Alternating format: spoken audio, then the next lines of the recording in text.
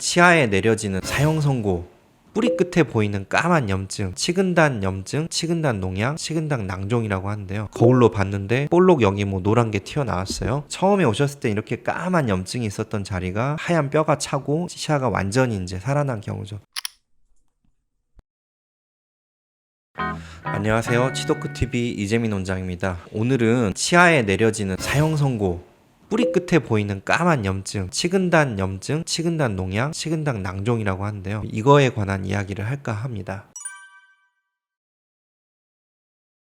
치근이라는 거는 뿌리를 말하는 거고요. 근단이라고 하는 거는 뿌리의 끝을 말하는 겁니다. 뿌리 끝에 생긴 까만 엑스레이 사진이 급성으로 생긴 염증인지, 급성 단계를 넘어서서 만성으로 간 염증인지, 낭종으로 바뀐 아주 오래된 병소인지는 눈으로 봤을 때 알 길이 없습니다. 잇몸뼈 안에 숨겨져 있기 때문이죠. 본인께서 느끼고 오시는 경우는 대부분 그 염증이 많이 커져서 문제를 일으킬 때입니다. 거울로 봤는데 볼록 여기 노란 게 튀어나왔어요. 뿌리 끝 안쪽에 염증이 커져서 고름주머니가 잇몸 밖으로 터져 나온 경우예요. 또 다른 경우는 어떤 예가 있냐면 풍치로 반대로 치아 바깥쪽에서 잇몸병이 심해지면서 뿌리 끝까지 가는 거예요. 그래서 뿌리 끝까지 가다 보면 결국 이제 치아 내부와 외부를 연결하는 신경관을 만나게 되는데요. 그 풍치균들이 신경관을 밖에서 감염을 시켜서 치아 안쪽에 있는 신경들을 다 죽이고 감염을 시키다 보니까 골마서 이렇게 고름이 밖으로 나오게 되는 경우도 있죠. 이 두 가지가 복합적으로 나오는 경우도 있고요. 아까 말씀드렸던 전자의 경우, 그러니까 치아 속에 있는 신경이 먼저 죽어서 뿌리 끝에 병소를 일으킨 경우를 치수기원이라고 표현을 합니다. 치수라고 하는 건 뭐냐면 치아 속에 있는 신경을 한자로 말한 거고요. 신경이 원인이 돼서 바깥으로 뿌리 염증이 생겼다라는 뜻이고요. 그 다음에 밖에서 풍치가 심해져서 풍치균이 치아 속으로 들어가는 신경까지 감염을 시켰을 때 생기는 뿌리 끝 염증 같은 경우는 치주기원이라고 하고, 이제 이럴 때는 잇몸병이 원인이 돼서 치아 속에 있는 신경이 죽고 그에 대한 여파로 이제 뿌리 끝에 고름이 잡히거나 염증이 생기는 경우입니다. 이 둘 중에 어떤 경우가 더 나쁘냐? 당연히 치주기원인 치근단 염증이 가장 심각합니다. 왜냐면 치수기원인 경우는 보통 치아가 흔들리지 않는 경우가 많아요. 풍치는 없기 때문에 치아를 잡아놓은 치조골이 온전하거든요. 그 상태에서 치아 속에서 생긴 문제로 인해서 고름이 뿌리 끝쪽에만 생긴 경우이기 때문에 치아가 흔들리거나 치아 뿌리가 완전히 들떠 있거나 이런 경우는 거의 없죠. 근데 반면에 치주기원의 치근단 염증의 경우에는 밖에서부터 서서히 이렇게 잇몸병이 진행이 되다가 마지막 한 방으로 치아 속까지 균을 감염을 시킨 경우이기 때문에 10중 8구는 발치를 하셔야 됩니다. 굳이 치료를 한다면 잇몸병 치료와 치아 속에 있는 신경 치료를 같이 병행을 해야 되는데, 이렇게 했을 때는 치료의 결과가 사실 좋기는 어렵죠. 자, 그러면 우리가 이제 이 치주기원의 치근단 병소는 대부분의 경우는 너무 심각하니까 이제 빼야 된다고 말을 했고, 환자분들 이제 가장 고민이 되는 경우는 바로 이 치수기원의 치근단 염증입니다. 치수기원인 경우는 치아가 흔들리지 않는 경우도 많고요. 또 어떤 경우에 이미 신경 치료가 끝난 치아에서 생긴 경우도 있거든요. 이제 이런 경우에는 환자분들이 거의 증상을 못 느낍니다. 심지어는 엑스레이를 찍었을 땐 보이지만 육안으로 봤을 때 아무 문제가 없는 경우도 많아요. 그래서 보통 이런 경우에는 환자분들께서 별 증상이 없다고 하시고 뿌리 끝 염증의 크기가 작다라고 하면 그냥 지켜보는 경우가 많아요.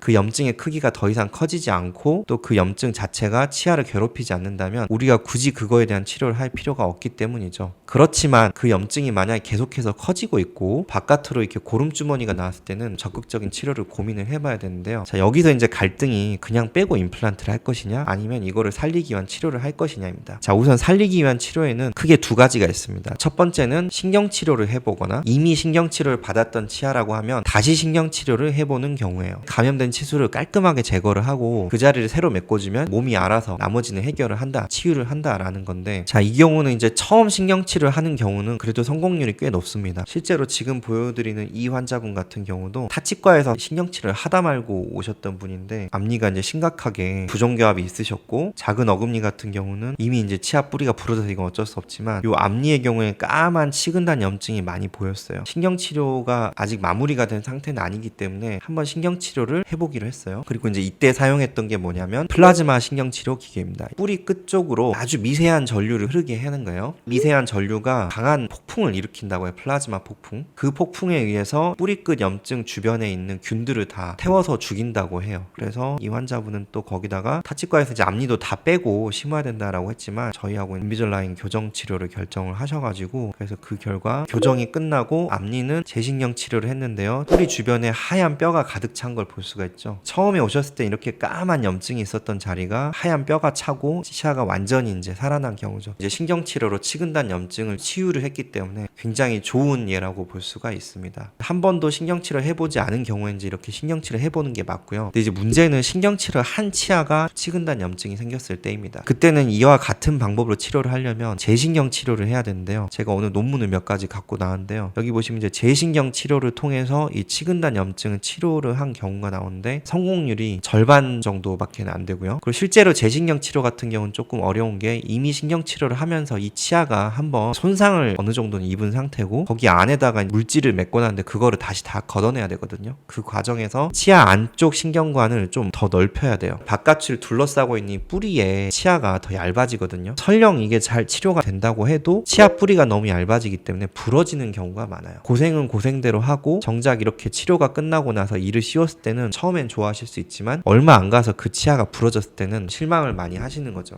그래서 이제 신경치료가 끝난 상태에서의 치근단 염증은 재신경 치료로 가능은 하지만 치아가 약해지기 때문에 수명이 짧아지고 성공률이 낮다라는 게 단점입니다. 그 다음에 할 수 있는 방법은 치근단 수술이 있어요. 뿌리끝 잇몸을 절개를 해서 그 염증이 있는 부분을 싹 정리를 하고 그 자리에다가 인공뼈 이식을 하고 다시 덮는 수술이에요. 이것도 성공률이 처음에는 나쁘지 않아요. 저도 이제 초기에 환자들한테 많이 했었는데요. 문제는 뭐냐면 이렇게 하고 났을 때 장기적인 생존율이 이 경우도 낮아요. 치근단 염증이 재발하는 경우가 많다. 그런 경우에 처음에는 환자분들께서 고마워하고 좋아하시는데 나중에는 꼭 하시는 말씀이 왜 이렇게 빨리 잘못될 것 같으면 그때 임플란트를 권유를 해주지 왜 이제서야 또 돈이 두 번 들고 고생을 두 번 들게 하냐 이렇게 말씀들을 하십니다. 저도 처음엔 그런 말을 들었을 때 굉장히 야속했는데요. 지금 이제 너무 이해가 가는 게 치근단 수술이든 재신경 치료든 신경 치료든 모두 환자분들이 비용과 고생을 해야 되는 치료거든요. 근데 이제 이런 치료들이 장기적으로 봤을 때 성공률이 낮다라고 하면 그게 치아를 살리는 데는 의미가 있지만 치료가 잘 돼도 그 치아를 1, 2년밖에 쓰지 못하고 빼야 되는 상황이 된다라고 하면 그 선택은 과연 치아를 살렸기 때문에 무조건 옳았다고 할 수 있을까요? 이제 저는 아니라고 봅니다. 요즘처럼 이제 임플란트가 대중화되고 검증이 된 단계에서는 이런 치근단 수술이라든가 치근단 염증에 대한 적극적인 뭐 신경치료, 재신경 치료가 권유해드리기가 의사 입장에서 고민이 되는 시대가 됐다라고 하는 거죠. 왜냐하면 이 치아들을 발치를 하고 염증을 완전히 치유를 시킨 다음에 임플란트를 식립했을 경우에는 장기적인 생존율도 높고 나중에 다시 재발할 걱정도 없거든요. 그리고 더군다나 이제 요즘에는 아시겠지만 이제 임플란트 가격도 옛날보다 많이 내려왔어요. 반면에 이런 치근단 수술, 재신경 치료 이후에 다시 씌우는 크라운 치료들은 이제 임플란트 가격하고 이제 어떻게 보면 많은 차이가 나지 않거든요. 그래서 이런 어떤 경제적인 측면, 어떤 실리적인 측면을 봤을 때 꼭 무조건 환자분들한테 치근단 염증이 있을 때 치아를 살리자고 라고만 말을 하는 게 옳지만은 않을 수 있다.